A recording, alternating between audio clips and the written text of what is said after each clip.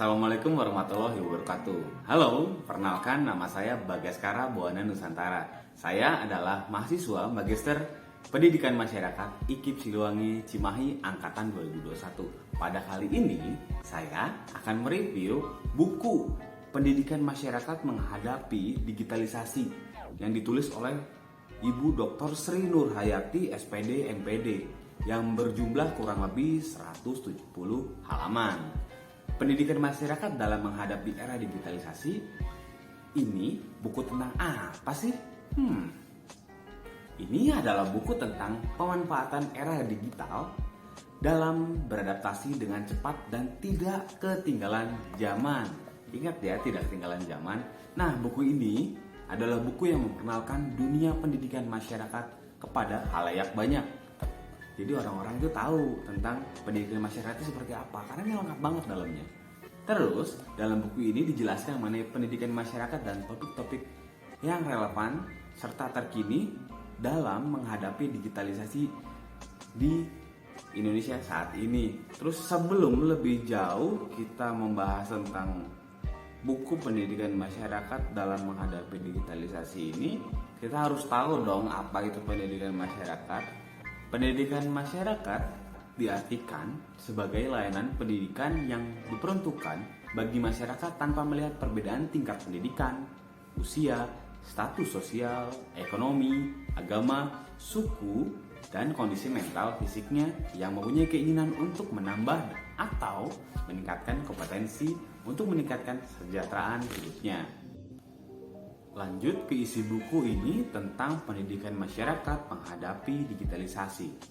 Digitalisasi pada setiap elemen masyarakat dalam lingkup pendidikan mampu mensejahterakan masyarakat dikarenakan cepatnya proses literasi masyarakat dan masyarakat juga dipaksa untuk melek teknologi. Dalam buku ini, orang awam pun akan mengetahui apa yang dibahas dikarenakan pembahasannya yang cukup ringan, tata bahasa yang baik, dan dapat dimengerti oleh khalayak banyak orang. Namun, di dalamnya kita akan membahas 10 poin penting pendidikan masyarakat dalam menghadapi era digitalisasi. Dari mulai masyarakat digital, kompetensi digital, literasi digital, terus digitalisasi untuk pendidikan masyarakat, digitalisasi untuk pelajar, meningkatkan ekonomi masyarakat melalui digitalisasi, pembelajaran anak-anak berbasis digital, seperti GAP, orang tua di era digitalisasi, ini penting buat orang tua, dan akses digital bagi penyandang disabilitas. Poin yang paling saya suka dari 10 poin ini adalah satu poin, yaitu pengembangan pedagogik digital, karena saat ini ya berada di dalam lingkup komunikasi digital seperti FB, Facebook ya, Twitter, Instagram, dan lain-lain untuk selalu terhubung dengan teman-teman, keluarga.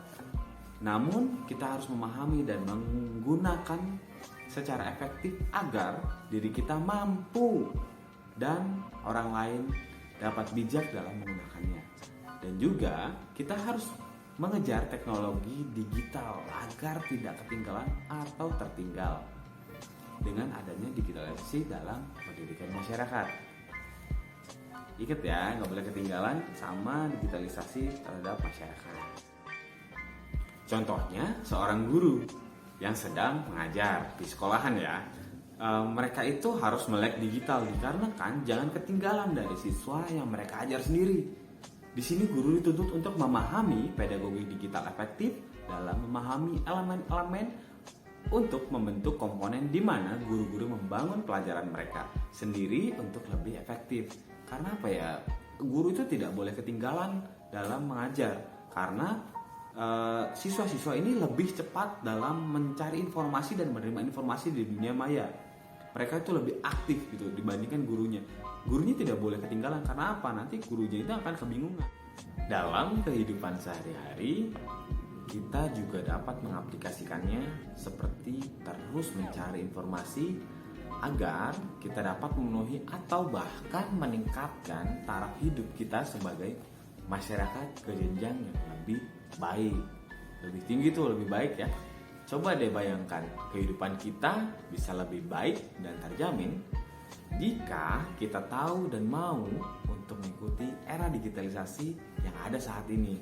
Di buku ini nih, makanya baca nih buku ini nih, sangat bermanfaat loh. Di sini banyak masukan-masukan tentang literasi digital juga. Terus semua itu dibahas secara detail dan ringan di buku ini nih yang berjudul Pendidikan Masyarakat Menghadapi Digitalisasi.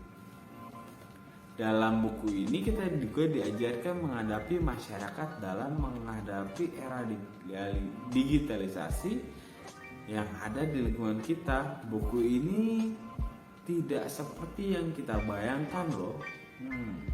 Tidak seperti yang kita bayangkan. Wah, kayak gimana tuh? Yang tidak seperti kita bayangkan itu dimaksudkan itu hingga membuat kita kebingungan dalam memahaminya. Sebenarnya buku ini gampang karena emang intinya itu kita dapat mengaplikasikan digitalisasi dengan bijak dan baik untuk dimanfaatkan sebaik-baiknya. Dalam buku ini penulis mencantumkan sumber-sumber informasi yang dapat dipercaya. Itu sangat banyak loh, daftar pustakanya sangat lengkap dan kita bisa tahu buku yang dibaca penulis untuk membuat buku-buku ini gitu. Jadi sangat banyak, ini ada beberapa halaman, banyak banget emang. Jadi kita tahu tuh dari mana bahan-bahan penulis mendapat informasi untuk membuat satu buku pendidikan masyarakat menghadapi digitalisasi. Ternyata pendidikan masyarakat dari yang dulunya sangat kuno saat ini melaju sangat pesat dalam segala aspek untuk meningkatkan taraf hidup dan mendapatkan kemudahan mencari informasi yang ada dalam lingkungan. Sekian review buku kali ini, semoga informasi yang bermanfaat dan mohon maaf bila ada kesalahan serta kekurangan dalam mereview buku ini. Sampai bertemu dalam video review berikutnya. Wassalamualaikum warahmatullahi wabarakatuh.